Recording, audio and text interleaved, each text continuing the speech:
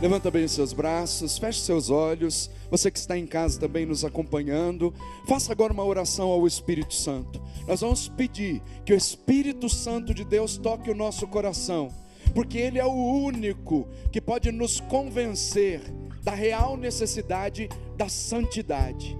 Nós te pedimos, ó Deus, em nome de Jesus, envia sobre nós a graça do Espírito Santo, com sabedoria, discernimento, inteligência, conselho, fortaleza, para que, convencidos pela graça do Espírito Santo, ouvindo os apelos que o Senhor nos faz, tomemos a firme decisão de caminhar na santidade. Vem Espírito Santo, e toma conta do nosso coração. Amém, amém. Canta mais uma vez, ou santos ou nada. Os santos ou nada mais queremos ser. Os santos ou nada. Os santos ou nada mais. Pode aplaudir Jesus, que é fonte de toda santidade. Pode sentar, por favor. Louvado seja nosso Senhor Jesus Cristo. Abra sua Bíblia no Evangelho de São Mateus, capítulo 5. Quem tem Bíblia aí, levanta a mão. Quem não tem, vai na nossa livraria. Mateus, capítulo 5, versículos 13 e seguintes. Amém? Vós sois o sal da terra. Ora, se o sal se tornar insosso, com que salgaremos? Para nada mais serve, senão para ser lançado fora e pisado pelos homens. Vós sois a luz do mundo. Não se pode esconder uma cidade situada sobre um monte, nem se acende uma lâmpada e se coloca debaixo do alqueire, mas na luminária. E assim ela brilha para todos os que estão na casa. Brilhe do mesmo modo a vossa luz diante dos homens, para que, vendo as vossas boas obras, eles glorifiquem vosso Pai que está nos céus. Palavra da salvação. Irmãos e irmãs, a nossa proposta hoje é falar sobre santidade. Santidade no mundo atual. Uma proposta que o Papa Francisco fez há pouco tempo, chamando-nos à santidade, não trazendo efetivamente um conjunto de ideias novas.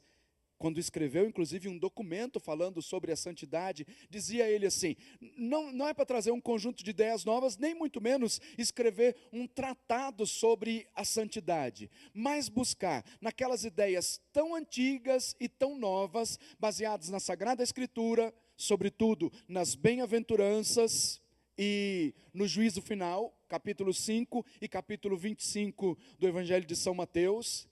Então, ideias tão antigas e tão novas, baseadas na Sagrada Escritura, na doutrina da igreja, mostrar para nós como é possível ser santo no mundo atual.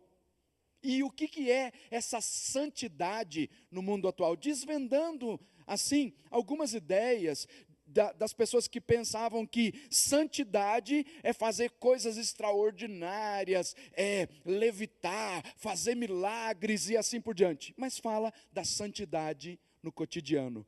Homens e mulheres, santos e santas, fazendo aquilo que é próprio da sua vida, próprio do trabalho, de cuidar dos filhos, de viver como pai de família, de viver como uma boa mãe de família.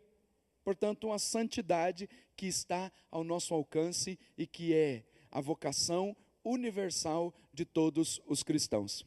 Para você que está em casa nos acompanhando, isso é fundamental entender. Entender que a santidade está ao nosso alcance, não está longe de nós, está bem pertinho.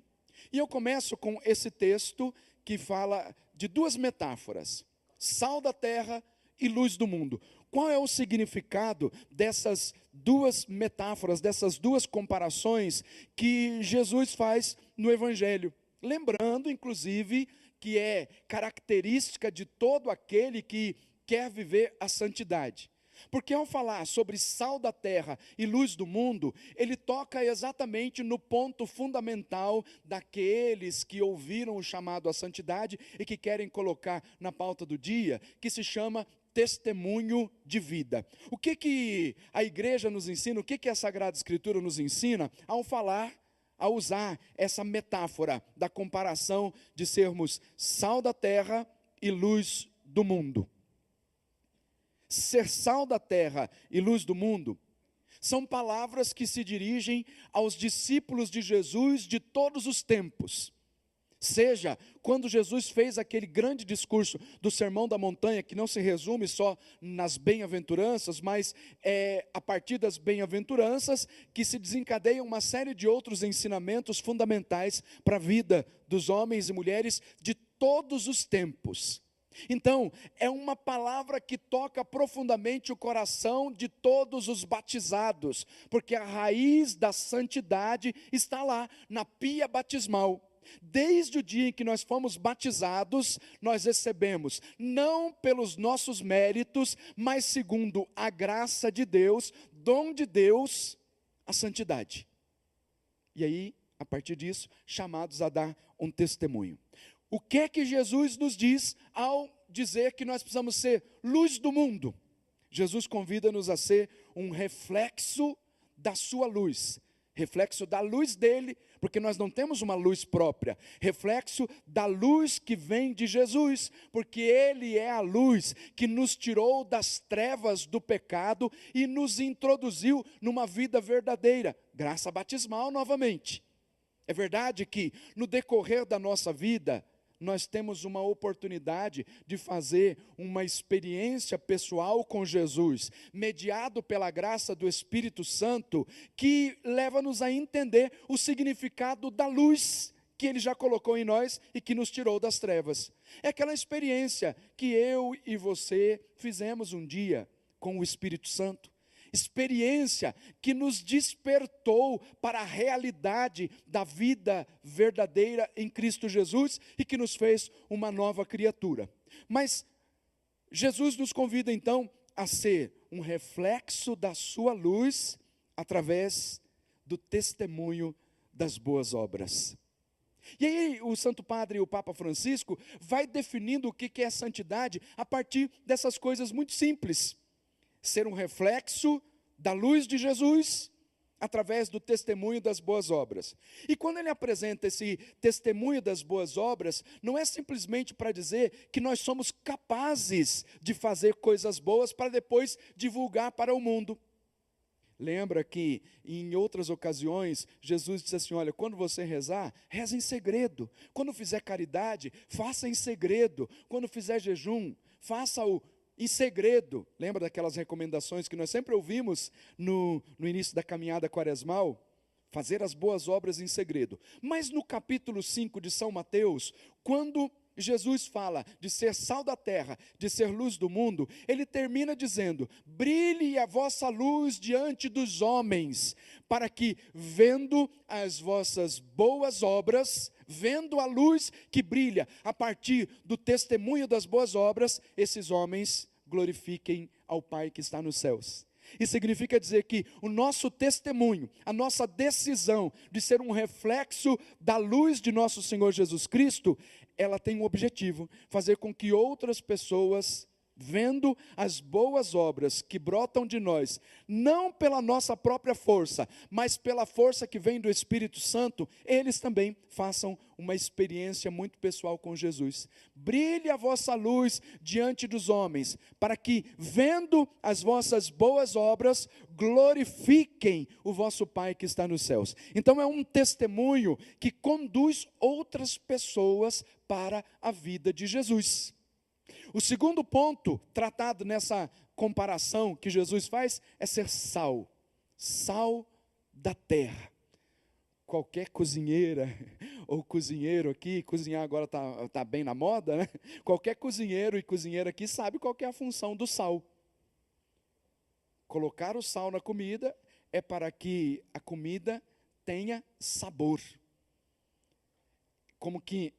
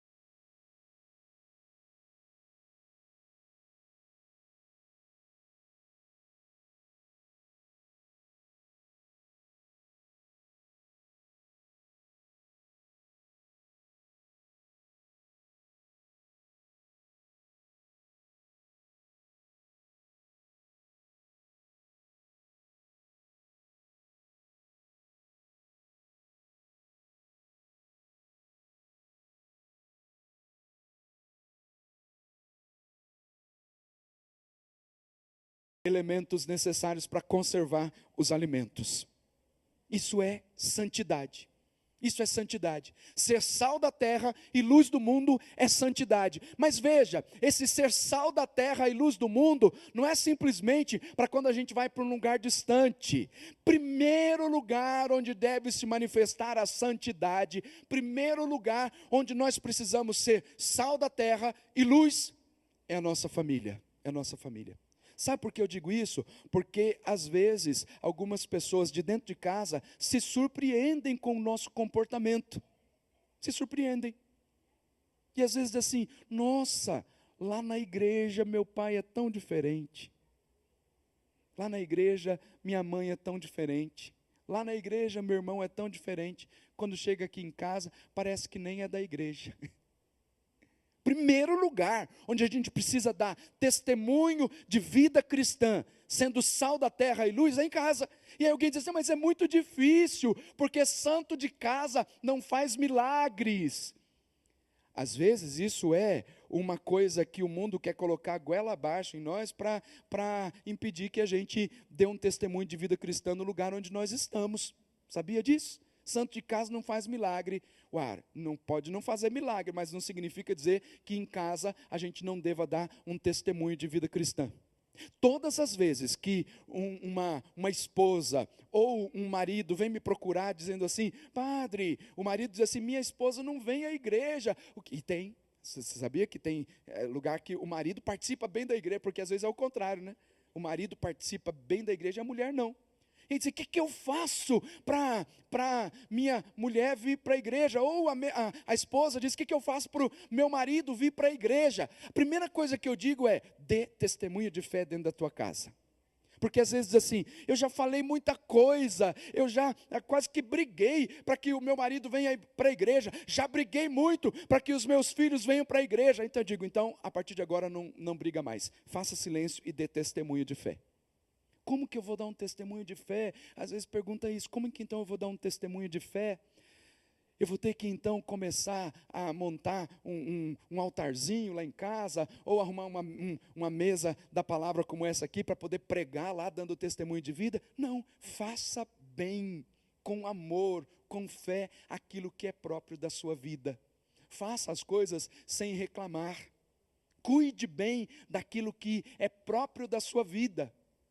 E permeado com muita oração, você vai dar então um testemunho belo de santidade dentro de casa, e que vai servir como força de atração, para que os da sua casa também desejem seguir a Jesus.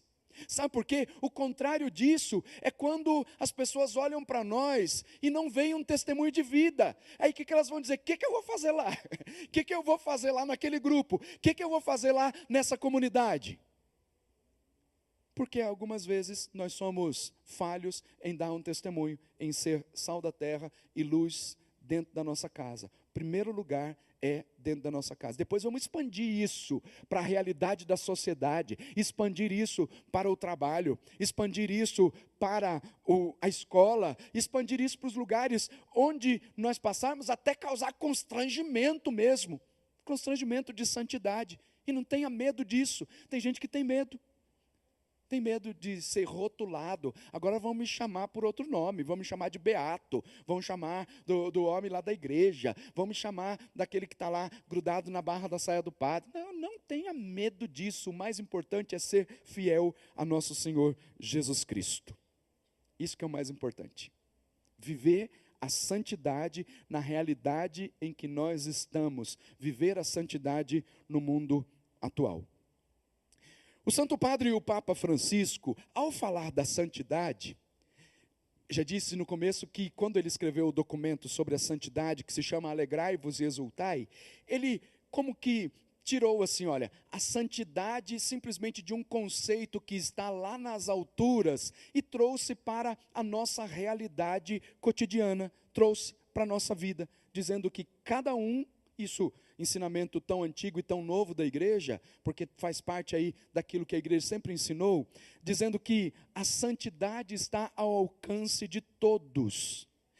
A santidade é vocação de todos os cristãos, lembrando aquela palavra que deve ficar gravada aqui na nossa mente. vocação,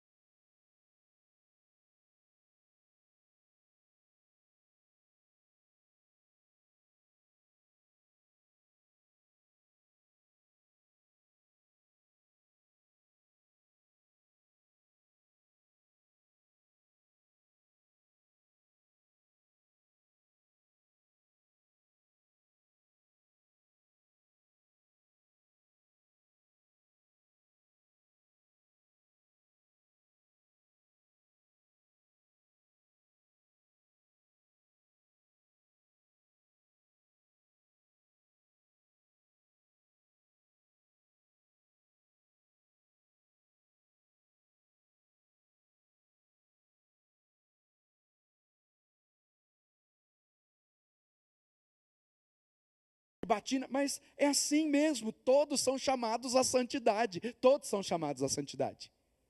E eu me empolgo também, por exemplo, quando me empolguei quando li um pouco da história dos pais de Santa Teresinha, do Menino Jesus, que é uma família extraordinária. São Luís e Santa Zélia Martã foram canonizados recentemente. Pais de Santa Teresinha, que é doutora da igreja, santa, padroeira das missões, doutora da igreja. Depois as outras filhas desse casal, todas elas religiosas, e algumas delas também em processo de beatificação. E aí eu disse assim, o que há de extraordinário na vida dessa família, para que todas as filhas decidissem pela vida religiosa, e mais ainda, para que elas, uma santa já doutora da igreja, padroeira das missões, e por que as outras também estão no mesmo caminho de serem beatificadas e canonizadas? O que existe de extraordinário na vida de Santa Zélia e de São Luís? E aí comecei a ler, não encontrei nada que não fosse normal da vida do dia a dia. Não encontrei nada. Foi surpreendente, porque às vezes as pessoas pensam assim, não, fez milagres durante a vida, levitou, entrou em êxtase. Existem tantos santos que fizeram isso. Sim, fizeram milagres, entraram em êxtases, alguns levitavam, alguns tinham o dom da bilocação, que estavam em 2 lugares ao mesmo tempo, e tem vários santos. Tem santo que, quando estava rezando a missa, os outros frades tinham até que ficar ali puxando pela batina, porque entravam num êxtase tão grande que levitavam até assim, entravam num êxtase que parecia que não ia acordar mais até. E aí os outros frades estavam ali puxando, trazendo de volta ali para a realidade. Alguns entravam num êxtase tão grande, como já disse, que parecia que não ia acordar mais, num mistério de contemplação do Senhor, que era extraordinário. Mas quando eu li ali a história de São Luís e de Santa Zélia, dizia assim, Santa Zélia estava lá bordando em casa, sendo uma boa mãe de família, cuidando das coisas da casa, mas não se descuidava da vida de oração. Não se descuidava da palavra, de ler a palavra de Deus. Estava ali na pauta do dia, a oração, a palavra de Deus, a Santíssima Eucaristia, o sacramento da penitência, e em tudo o que fazia, Deus estava em primeiro lugar. É assim, na simplicidade, dona de casa, ali cuidando da costurinha, cuidando das filhas, fazendo a roupinha para as crianças, cuidando daquilo que era próprio da casa. Santificou-se assim, na vida cotidiana, fazendo bem aquilo que lhe era próprio. E depois, quando falava de São Luís, o pai de Santa Teresinha, dizia assim, olha, ele saía com os amigos, trabalhava, cuidava lá do seu trabalho manual, do seu trabalho para sustentar a casa, depois saía com os amigos para se divertir, ia pescar, ia lá, tinha os momentos de lazer na vida, mas o destaque era, em tudo o que fazia, Deus estava em primeiro lugar, numa submissão total à vontade de Deus, numa submissão total à vontade de Jesus, revelada pelo Evangelho, sem se descuidar da vida de oração. Não é que estava com o terço na mão rezando a todo tempo. Não é que estava assim, pescando e aqui, Ave Maria cheia de graça, Senhor é convosco, e puxando o peixe. Não, mas aqui, olha, na mente e no coração, não se descuidava, para que o pensamento estivesse sempre em Deus, nos afazeres, no lazer, no cuidado da família, para que os afazeres, em todos os afazeres, Deus estivesse em primeiro lugar. Nada de extraordinário, mas fazendo bem aquilo que é próprio do dia a dia. Sem se ausentar da vida da sociedade, mas sendo sal da terra, luz do mundo, no meio da sociedade. Isso quer dizer que você, pai de família, você, mãe de família que está aqui, e você que está em casa, você é chamado à santidade, e pode ser santo, pode ser santa. Nada de dizer assim, não, está distante de mim, porque errar é humano. Errar é humano. Sabe quando que essa ideia de dizer assim, errar é humano, né? também é outra coisa que foi enfiada na nossa